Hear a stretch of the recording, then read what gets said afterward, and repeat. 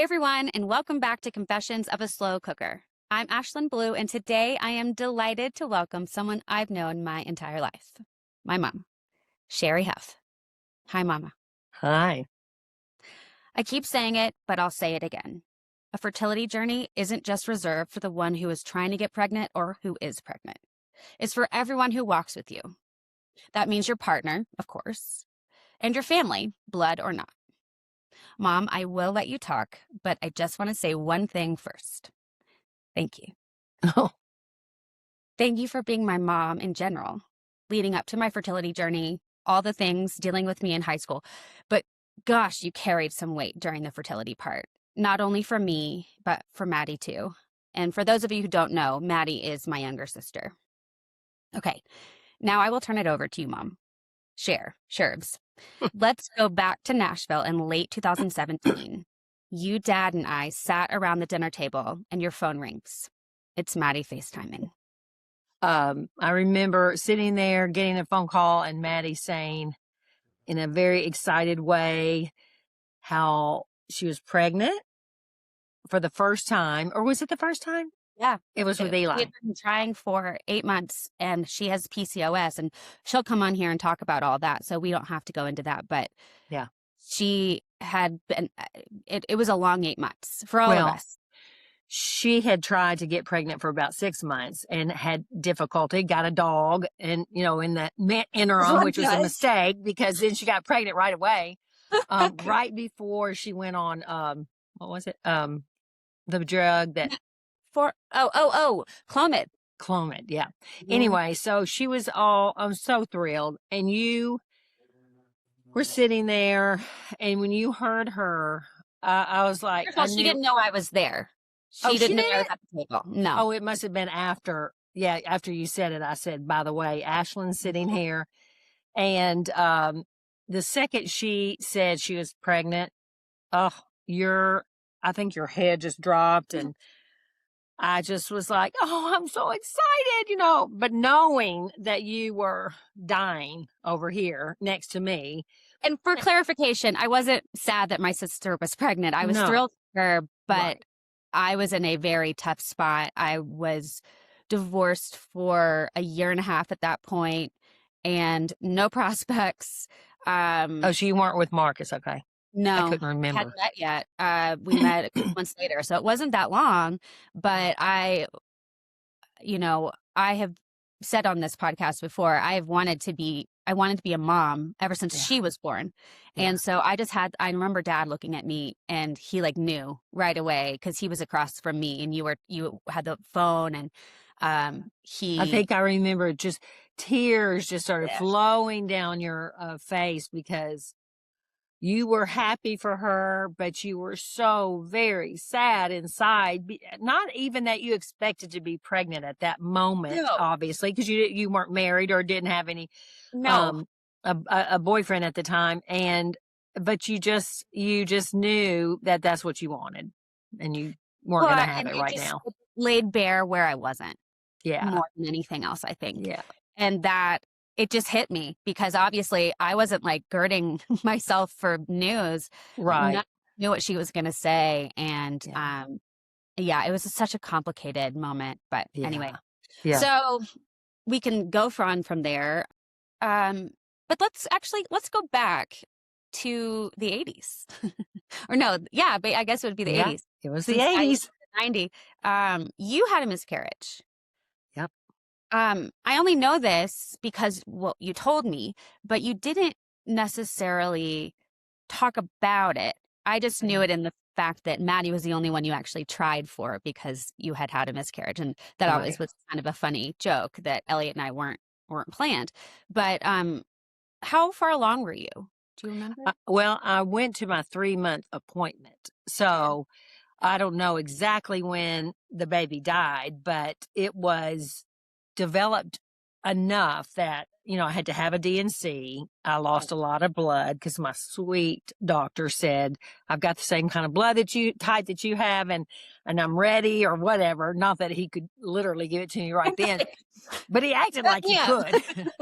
But it was, And the weird thing about that It was very traumatic only in the sense that we were living in Pasadena and, and, uh, he had just flown that morning from Pasadena to New York to play on some sessions.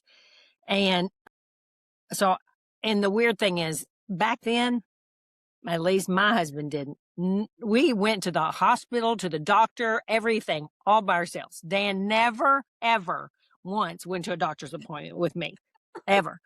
And so I went like normal. And then he said on the ultrasound, which were horrible ultrasounds at the time, no, you could barely see anything. Yeah. And he said, I'm not getting a heartbeat. And, I think I was probably in shock. And I called, when we kind of like, he did the ultrasound and we worked on it a little bit more. And I called Dan and he literally had walked into the hotel room and had put his bag down when I called. And I said, I was crying. I said, I've miscarried. And he picked his bag back up and he headed straight back to the airport and just said, I'm leaving. And I don't even know. I honestly do not know what they did about the session because he did not do the session. Came back home and I had to have a DNC and I don't remember if I went to the hospital that day. I must have gone the next day. I don't know. It's such a blur. Yeah. And I just remember after the DNC, which if I had not had that DNC and in today's times, I might have died.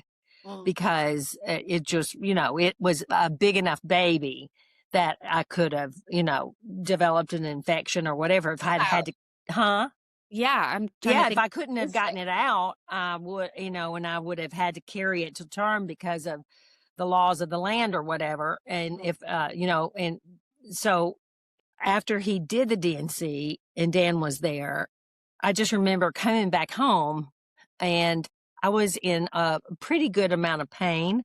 And I just remember it was the darkest of days because Dan never stopped working, sadly.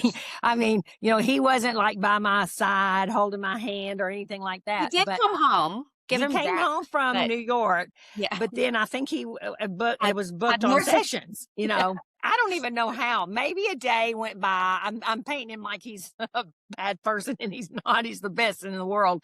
But seriously, he did go to work and there was a girl there, Lisa, who was a friend, not a great friend at all, hardly even knew her, Lisa Angel.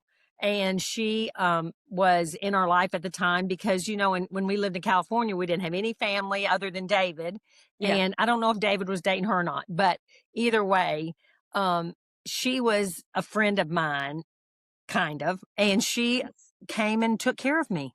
And it was so sweet that she literally came and took care of me because I was in a lot of pain and I was also itching for some reason. And I don't know if that was the anesthesia or I itched like crazy and I do not know why, but it was worse than the pain. And I think it was a lot worse. I don't know what it was. I'm assuming it was the anesthesia and maybe I had a bad reaction from it. Okay.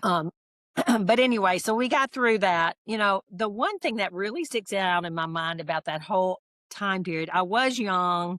And so I don't think, I think it would have been maybe a little bit more traumatic had I been a little bit older and kind of knew all the stakes. I was a nurse, so I understood about DNCs and all that kind of stuff. But anyway, at church, back then we did not wait to tell people we were pregnant. Second you found out, you told people. Yeah. So we had a lot of church friends because those people became our friends. Right. And our family. So we were real close and we would go on retreats and stuff. So I was pregnant and there was this one girl and I had miscarried by this time. And she came up to me and she said, how are you feeling? What are you doing now? She was younger than me. Yeah. So she was like 19 maybe or 20. And I said, I miscarried, just like, I miscarried. And she went, and she just turned around and walked away. She didn't say, I'm so sorry or anything. She did not know how to respond. And I was like, okay, see ya. You know, I had kind of gotten used to the idea that I was no longer pregnant. Yeah. And I never once thought that I would never be able to get pregnant again. So, but I do remember her reaction, and I thought to myself, you know what? You know, if you miscarry, if something happens in your life, it's okay to just to say, I'm so sorry to hear that, you know. But of course, I have to give her grace and know she was young. I might have done the same thing at that age, but She was that I do remember embarrassed, that, and we it was like. we kind of laughed at that. But Yeah. Oh, and oh, turn it. and then she turned around and walked away. And I was, Do it. I'm and the one that who was really miscarried. worse than really worse because you were kind of like, oh gosh, you know. Sorry, I bothered you. Yeah, yeah. No, I got it. But anyway, that was a traumatic time for sure. Yeah. Um. So okay. So obviously, Maddie came in 1990, and Elliot came in 94. So you were able to have two other kids. Did you have Yep. anything else? Do what? I mean, any other miscarriages that I don't know No, about that we're no, talking about on a podcast for the first time in front of a lot of. no. I mean, this is silly, but David Huff, Dan's brother, Angela and mom were coming in from the airport. David was picking them up with the Wait, video and this is my camera. birth. What? For your My birth. okay. And we didn't know what we were doing. David didn't know what we were doing. He got lost. He hadn't been in LA for that long. He got lost from the airport with my mom and my sister who wanted to see the birth. And of course didn't get a video, which is fine. Does he have the video camera? He had the video camera, so nothing. I didn't get to How did see he my get mom, my sister, video, David, nothing. Oh, and the other funny thing was that I had been having trouble on the ultrasound with you. Yeah. They told me that I had very little amniotic fluid. Okay. And they were worried. And it's weird how all this stuff comes back. And I haven't thought about this in so long. And they were worried that the baby would possibly be a boy because a kidney disease that mainly boys get. And I don't remember the name of it, but, they thought that because I had such low amniotic fluid that I could have this situation and the baby would have a kidney issue. Okay. So Dan was in Japan, right before the birth. Right before the birth, Dan was in Japan. And so I had to go. This is I'm saying that. Your birth. So my birth. I am a girl. I wasn't a boy, but they thought maybe if I was. But they couldn't tell. The ultrasounds were so grainy and dark that they could not tell if you were a boy or a girl. And so, yeah, they didn't, I don't know, maybe they didn't have any kind of genetic testing to see like that. At least they didn't know at that time. You were born in Glendale Adventist Hospital in Glendale, California. So anyway, so we really had to rely on friends when we lived in LA. So I had a sweet friend, Gretchen Peacock, who used to drive me to and from Glendale Adventist to get these monitors put on like 3 times a week before, and Dan wasn't there to help me. So she would take me and I would get checked out. They were just wanting to make sure you were okay. Finally, they said, okay, we're going to have this baby on August the 28th, which is your birthday. And Dan flew in from Japan. I, big and pregnant, picked him up from the airport. We went straight to the hospital. It sounds like a movie because I was being induced. I wasn't in labor. And sure enough, we checked in and I had not seen my husband for, I don't know how long, a couple of weeks, I guess. Oh, hi. You want to become parents? And yeah, here we are getting ready to have a baby. And dang it, if he did not eat Indian food in the room, the first thing, and we were trying to do Lamaze, and I was like, the whole time almost vomiting. And then, of course, I did start being induced. You have pretty severe pains. We were trying to go natural, and that did not work out very well. So they gave me morphine. Oh. No, sorry, not morphine.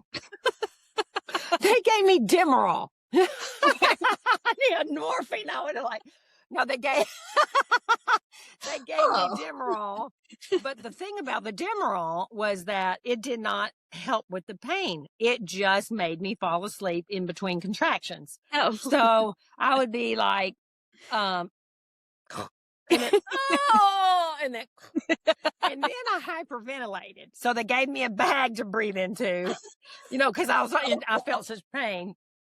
So then I'm trying to think. What else happened? Okay, so then we realized I don't think she's going to be able to go natural because she cannot take it. And it's just like a daggum movie. Anyway, so he decided he was going to give me, this was like at 1:00 in the morning. Okay. He gave me an epidural. Okay. And, I have hyperactive reflexes. Yes. I jumped a freaking mile when he put that needle This is in. a really bad thing to do, by the way. Yeah, really, really bad. And it took them forever to find somebody at that time to give me an epidural. So then, he decided Sorry, to. let me stop you right here because you don't know my mom. When she said hyper reflexes, I'm imagining her like coming out and like punching the doctor and like a double kick with her belly, like, and that would be accurate. Well, Dan, I think may have been went like, because I literally almost jumped off the table. So but the last thing about it before you actually came out was he was going to do an episiotomy on me. Okay. And back then they used you don't know what an episiotomy is? Where they cut you down there so that the head can come out. Okay. And I said, I feel that. And he said, you feel that? And I said, oh my God, yes. He said, oh, we need to put more medicine in you. So he put more medicine in me. And I was like a dead fish when you were coming out. And sadly, they had to use forceps on your little head. Well, that makes no sense why I had a. Yes, you had a little cone head, and we called you Conehead forever. Now your head is fine, but You're fine now. I mean, think about all the things that just me had to go through. That's a lot. That's crazy. That is crazy. None of that stuff I really thought, oh, poor pitiful me. I was just like, oh, give me an epidural. No, that hurts. Oh, give me more. And then it's like, oh, do you have to use forceps? Yeah, we can't get her head out. So, it was insane. But that was the birth of you. Did you know all that? Yeah, did you know all that? I knew some of it. I knew Dad I thought it was Thai food. I knew he had something that would maybe not be agreeing. I also a little curry.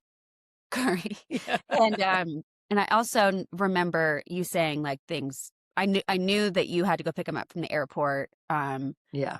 And I think I met the guy who sat next to him on the flight. Dad was like all boo-hooey about becoming a father, and he was super jet lagged and whatnot. But you mean later on in your life you met that dude? Yeah, like a couple years ago. Huh. He was like, I was with your dad. That was fun, memory lane. Let's transition to less fun, memory lane. I just want to, like I said at the top, talk about how you had to navigate. Like we sort of said it when we found out that Maddie was pregnant.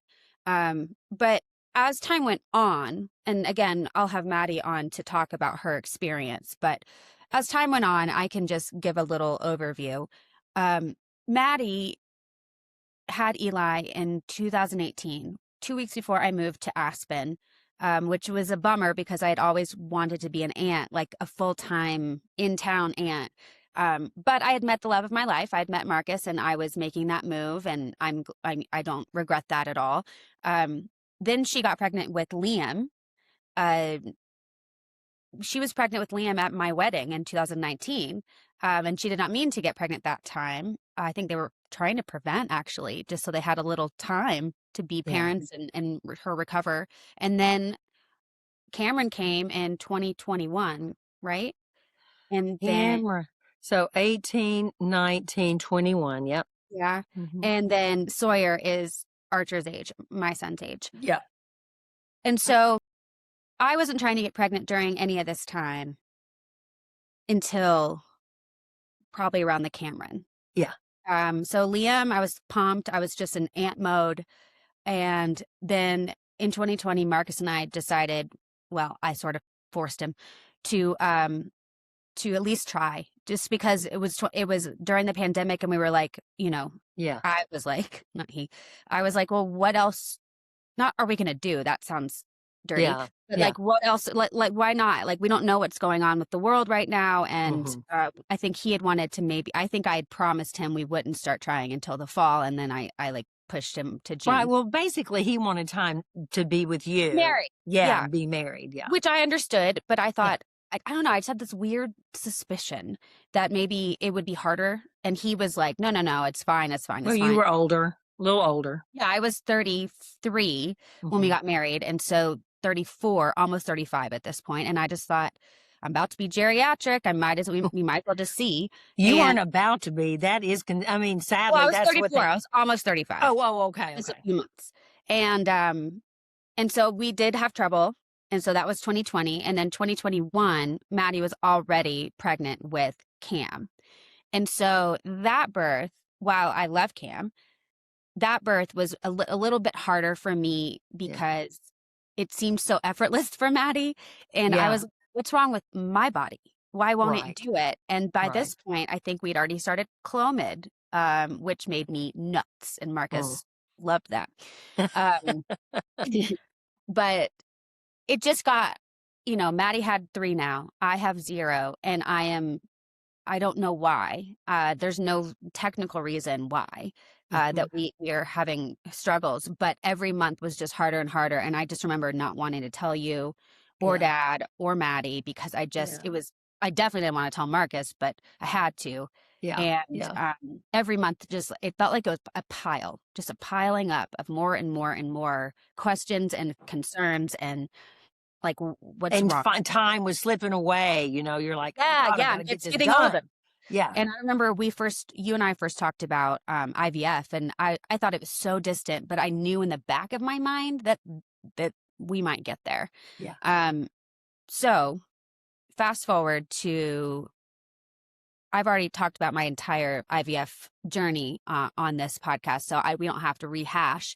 But one thing I did mention is that you were a big part of me, of coming with me to Denver during my egg retrieval, and how fun / not fun it was. Yeah. But it was good to have you there, and you were such a support. I think I would have been have a hard time had I not been there. If I had stayed home, I think I would have really had a hard time worrying about you. So I'm so thankful that you let me come, actually. Well, I really needed you because Marcus couldn't.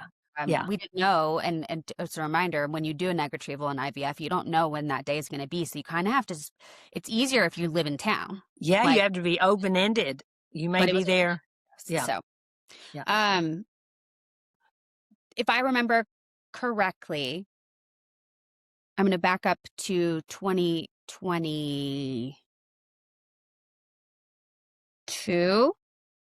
Or maybe 23. Actually, I take it back. It was 23. I was in Nashville. I was selling that little house. I was there to do all that stuff. We were in the garage at your house where I was putting everything before I shipped it out here.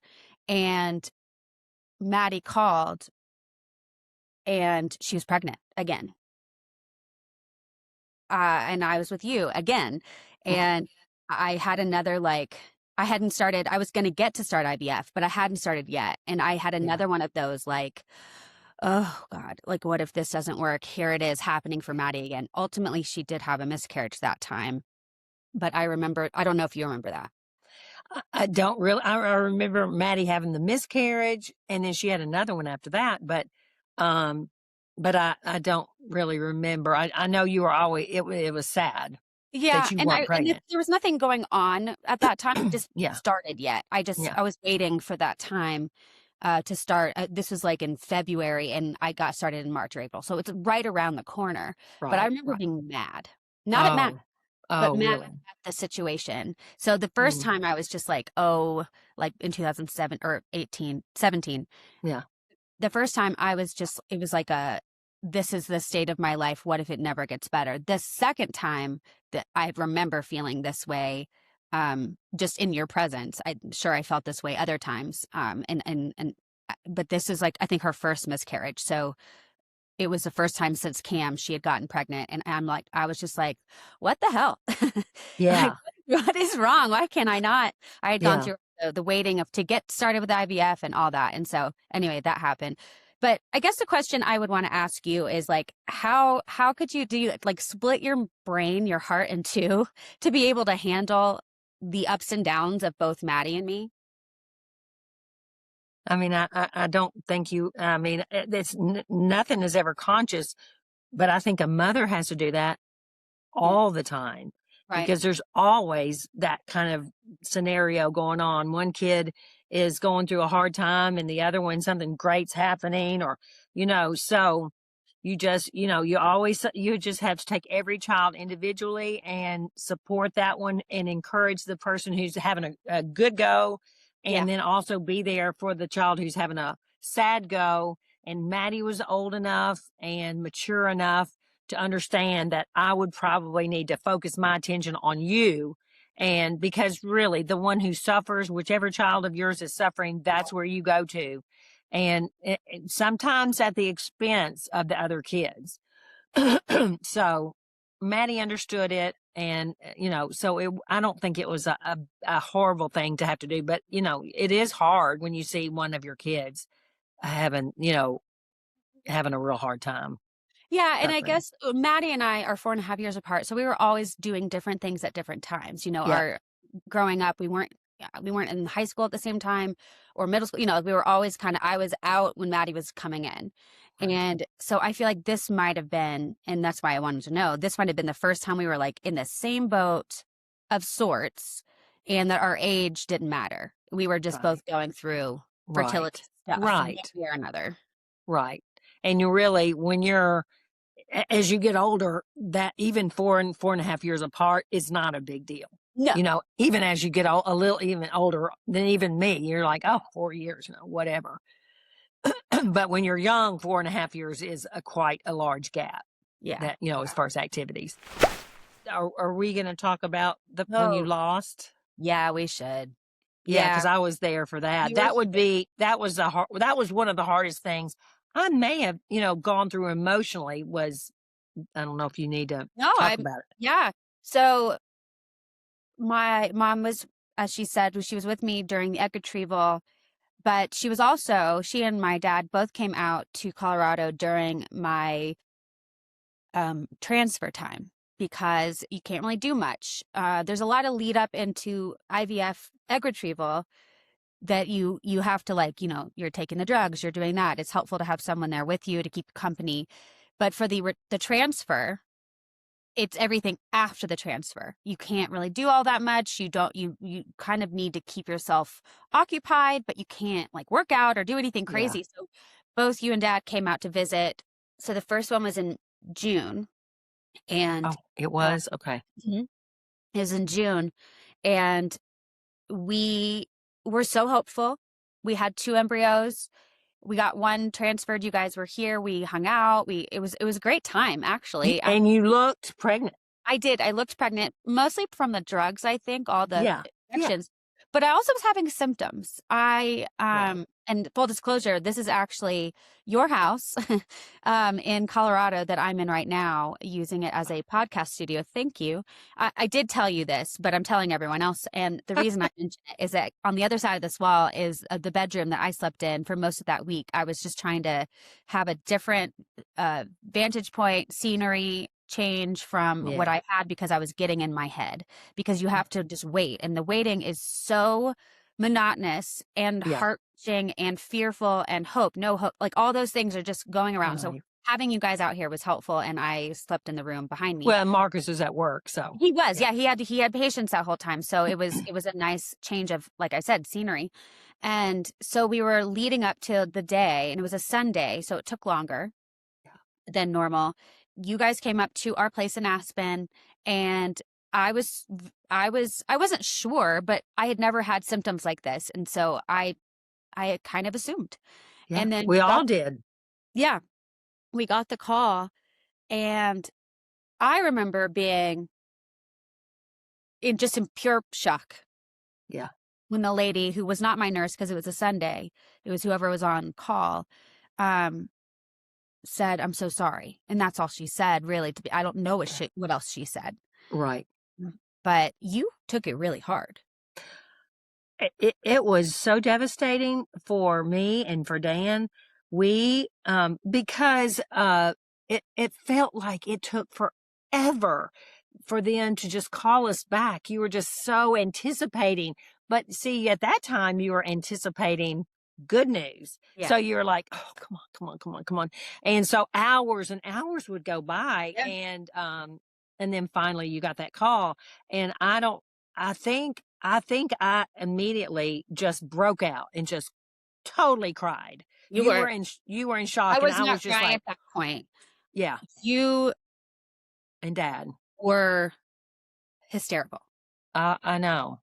And I mean, I sort of remember this, but I don't totally. The only reason I know more is that I wrote Yeah. everything down in my journal. And one of the things I wrote was not about your response to it, but how much of a bitch I was to you and Dad in the following days. I don't really remember that part. And I wasn't crying Journal wouldn't because lie to me. I actually wasn't crying because you lost the baby as much, like I didn't have a grandchild. I was crying because you were going to be so devastated, or were so devastated. Even if you didn't act like it, you were in shock at the time. I mean, I wasn't in shock. I just felt everything, and I was so upset for you, and so, I'm pretty emotional anyway. So I was like, "Ah," Yeah. yeah, Yeah. yeah. You were hysterical. And And Dad was over there just crying yep, too, but not like me. no, Yeah. never like you, Mom. Yeah, that was pretty hard. But you'd also been through more of the whole process with me too Right. after Yeah. that. So I'm not saying that that would have made your response different No. necessarily, but I remember you weren't there for the second one. You were there leading up to it, but you guys had to Yeah. go home for some reason. I can't remember what. Maybe Well, and also, Dad had to work with TR. yeah, but also I think you realize that might not be the best thing to do when you're Yeah. getting news like that, to Yeah. even though we're so close, you might need to just, because I think Marcus really wanted, it just to be the two of you so you could Process. respond and process however you wanted to without two other people being there. If you know, and I'm not likening this to being drafted to the NFL, but if you know that there's a good chance, a really, really good chance, because your agent's telling you and you know you're going to be drafted, Yeah. then you can have everyone sitting around you, rallying around you, getting Right. with the camera on and all that. It is not that way when you are Mm-mm. finding out if you're pregnant and any juncture, whether or Right. not it's the clinic calling you because of IVF or, peeing on a stick. Right. It's not helpful. And I think we may have just learned it the hard way that way. I Uh, mean, and I think we assumed, or you assumed, I for sure assumed that either way we would want to be supportive of each yeah, other. But there are some times when you just need to be just with your husband or your partner or whatever, right. and just be alone and not have to, because I'm sure Marcus felt like you probably didn't feel it as much, but he probably felt like he couldn't respond the way he normally would with us sitting there. Right. Even though we all love each other, we're all super close, it's just not the same. And so we misunderstood that. And, I mean, it's not a mistake. It's no, just not a what mistake, just a happened. learning experience. Yeah. And then we have one more left to go. And so it was, you guys weren't there for that second one. And we got the good news, Yeah. but I will say Marcus and I were able to enjoy that moment in the same place. Yeah. I refused to be on that couch the second time, though. I will say that. Really. Um, And we were tortured at home waiting for right. to I find know. I out, know. And then We were- what happened is we called you guys, and Dad was on his way to Blackbird Studio, and we told him to pull over so we could FaceTime. And we were just I think it was either all four of you. I think we did all four of you at the same time. I And think so. I don't know why I was in the I think car, we but did. anyway. And then I remembered that we told him the good news, obviously, and he ran his car into he was stopped at like the gate, Blackbird, and he ran his car into it. He was so excited. So I don't that was remember that. I do, just because it was like, of Yeah. course, he's not there with you, like to sit there and Yeah. receive the news. Yeah. But yeah, that was hard. Um, I'm still thankful that you were there, though. I don't know if I would tell somebody else not to do it. I think it's just you got to know the risks Yeah. because, like, and you can't really play out the scenario either way. Obviously, Yeah. you know how great it'll be if it's good news, but you really can't know No. the devastation until it hits you in real No. time, how you're going to respond. I don't know if I would have said, "Oh, I will shut down." Yeah. But I And did. we just assumed it was going to be good news. It was going to be a celebration. So Yeah. we were there for the celebration, and that did not happen. So, No, it did not yeah. happen. Yeah. Okay, now I want to transition into the last part, which is called, well, I call it hot potato. It's really a compilation or a smattering, if you will, of things people have said to you that were unsolicited, advice, comments, I don't know, Just anything cringy. weird. Yeah.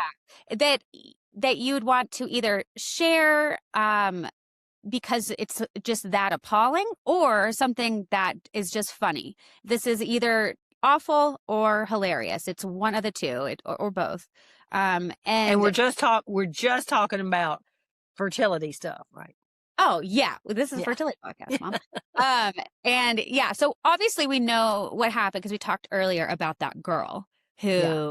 That was weird and that was awkward and cringeworthy for sure. yeah, and maybe and sometimes with hot potatoes, like what would you have preferred someone do? So Oh, if that might be a good thing to say, and I can say just from hearing that story that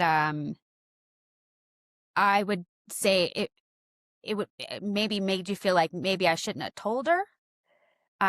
yeah. Oh, I don't know. I think of two things. Well, no, not shouldn't have told her because she asked me how's it coming? How's the pregnancy? And that's when I said, oh, I miscarried, and I was like, fine. And she, Matter of had fact, that like, and then turned around and walked away. I would have wished that she had said, like I said earlier, I am so I'm so sorry. sorry, Yeah. and are you okay? And at the grocery store, there was one thing that it wasn't really cringeworthy, I guess, but because I was so young, I was 23 when I had you, and I did have braces. I looked like I was maybe 13. I mean, I would I'm really seeing where look this is young, going. and the checkout lady saw that I was big and pregnant, and she made some kind of offhanded comment about, are you old enough to be having this baby, or something very, inappropriate that you just don't say. And because I knew I was super young, I just Yeah, remember thinking, 23 and I when think I even said to her, I said, I'm actually 23, which and I thought married was, for 3 years at and that. married. Yeah. Yeah. Yeah.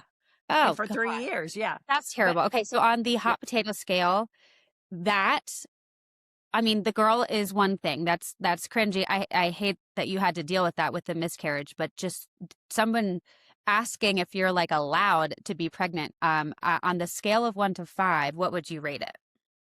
I don't know. I mean, in today's world, I would say 5, Yeah. Me because being that forward and yeah, yeah, that's nuts. yeah, yeah. I didn't know Well, that. and it makes you kind of think about how young people sometimes aren't treated very nicely. Yeah. That somebody could actually say something to a young person who, maybe I wasn't married, maybe I was What if pregnant, you weren't? Yeah. and I was in high school or whatever, and you don't lay that on them. You don't say mean things to them. You want to encourage them and love on them and take care of them instead of putting them down. As if there's anything that she could have done to change the fact that Yeah, you were pregnant, standing right, there. So right. what is that person supposed to do? Just leave and be like, "Wish this wasn't happening. Thanks." Yeah, Yeah, yeah, just assuming that what you say to somebody is not going to stay with them. And you don't know how they felt anyway. Yeah, you right. a teen who had gotten pregnant and didn't have a partner and didn't have anyone to go talk to about it after that. Yeah. So, yeah. Yes, you had been married for 3 years, and that was an odd thing. I feel I'd been married for 3 years. I was 23, and so I was legally of age. I owned a house. Yeah. You know, I had a husband. Dan's career was going well, so everything was fine in my heart. So it didn't make me feel that did not make me feel insecure. Yeah. Now, of course, I also had acne, remember. So that added to my youthfulness look. And my acne was the one thing that I think I was the most insecure about because I felt ugly, just ugly. And of course I had braces. That made me feel ugly too. So, you know, Wait. What? And you also had the perm and also what? Got the short hair.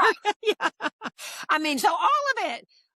Looked bad. No, but actually, Ash, by the time I had you, my hair had grown out. Okay. So I wasn't so bad. But yeah, you don't want to do that. But I did look young because I had acne and braces. Yeah. So none of that warrants this. No, what she said. Yeah. And saying that and laying that on your stomach, so to speak. Yeah. Oh, geez. Okay. Well, we have a 5 on the potato scale. And I would say the other girl, I would rate hers as more of a 3.5. You mean the young one who said, oh, yeah. That was an innocent, not knowing how to respond. It still could, depending on the person who's going through it. And it didn't really bother me. I was just like, that was weird. But those are the things. Like, that's what hot potato is about. It's not about necessarily how it felt to you in the moment. It's just like, I can't believe this just happened. Yeah. And it may it sometimes serve as like, just like that happened to me too. And I'd forgotten about it. And so it's fun now. But in the moment, it can land. You can't make someone say something to you or not say something to you. However, it could land in so many different ways. So it's just it's more of a cautionary tale than anything else. Don't do either of those. No, don't do either of those. But my little send-off message would be, when you go through things like that, when you go through, the pregnancy hardships, the physical, acne and that kind of thing, and feeling ugly on the outside. Never mind getting bigger. And bigger, and then feeling insecure. It really does. It makes you a stronger person at the end of the day. It makes you more resilient because you had to go through that hard time, and you came out, and you just have to deal with stuff, and that is part of life. Yeah. So I would say, I'm not sad that any of it happened. Actually, we can laugh about it, but when you're going through it, it's hard. But the struggle is always at the end of the day. You need to struggle sometimes. A check for me. Divorce check. IVF check. And I can attest that you are right. Everything that has happened in my journey to get Archer, has made it that much sweeter. I know. All and those he's a dream. moments, all those sad moments when I was mad that I wasn't, my body wasn't cooperating. Yeah. It all does actually equal out to something quite lovely. Growth. Mm-hmm. Yeah. Well, Mom, you have been a wonderful guest. Thank you. Like your hat. Dirty hair underneath, but I won't lift it up. Well, if I learned anything from you, it is wearing a hat can save a lot of shower time. Yes. Thank you for coming on, Mom. I'm so thankful for you. Like I said, you're welcome. Thanks for being my mom my whole life, but especially during the fertility stuff. Being able to lean on you during those years was crucial. So, well, I love it, and I'm so glad that you're doing it because I think it's a good thing to talk about this kind of stuff. Yeah. And I love you. And your grandma name is Lovey. Made me think of it. It made me think of Archer calling you Ubby, and then the other kids calling you Yummy. But I still say Yummy's my favorite. I wish that was my grandmother's name. Yummy. Yeah. Yummy. But I'll take Lovey because that's what now that they call me. Marcus and I still watch The Sheriff. Sherri, the sheriff. We still want the sheriff. So I'm still pulling for it. If my Okay. child does it, I'm so sorry. I have been training. Anyway, thanks, Mom. I hope you have a good rest of your day, and I can't wait to come visit soon. I can't either. I love you. Thank you guys so much for listening to another episode of Confessions of a Slow Cooker. If you have any questions about anything we said, don't ask my mom. Just reach out to me. All that is in the show notes for you. And if you have something you want to talk about, please send me an email to Ashlyne, which is ASHLYNE at confessionsofaslowcooker.com. Thanks so much. And until the next time, take care.